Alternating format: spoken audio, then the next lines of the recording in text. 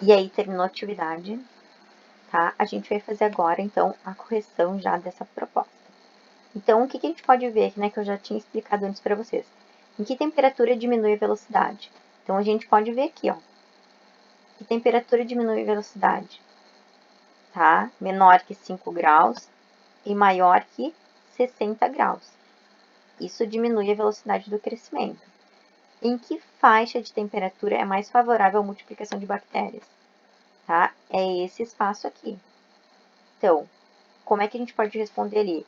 Que é acima de 5 a 60 graus centígrados, então é a multiplicação, né? Ela se desenvolve mais, certo?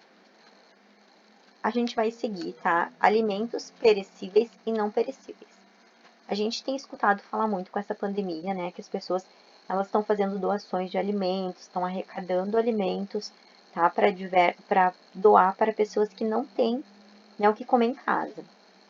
Então, eles pedem, né, nessas campanhas que as pessoas doem alimentos, né, independente se é perecível ou não perecível.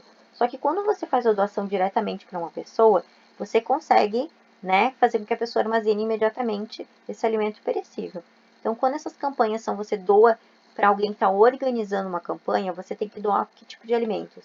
Os não perecíveis, né, porque elas não estão conseguindo armazenar, elas estão juntando uma quantidade de alimentos para fazer uma doação, tá?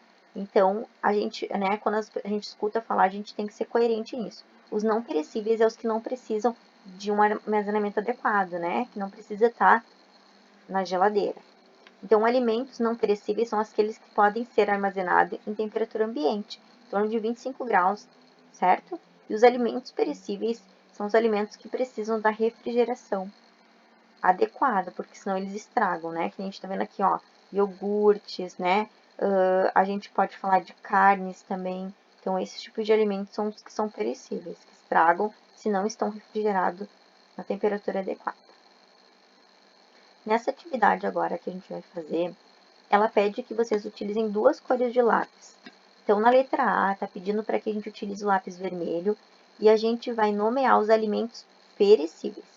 E de amarelo, os que não são perecíveis, certo? Então, aqui a gente pode pintar ou, se você preferir, circular. Por exemplo, iogurte. O que iogurte é? A gente acabou de ver, certo? Iogurte, ele é um alimento, tá? Que eu vou passar vermelho ou amarelo, certo? Então, se é um alimento perecível, eu vou circular de vermelho ou pintar. Se ele for um alimento não perecível, de amarelo. Então, a gente tem o iogurte, o presunto, o queijo, a farinha, o biscoito, o arroz, o feijão, o óleo, ovos, carne, margarina, requeijão, leite condensado e chocolate em pó.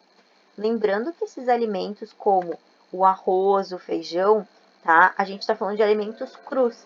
Eles não estão preparados, tá? Eles não estão cozidos.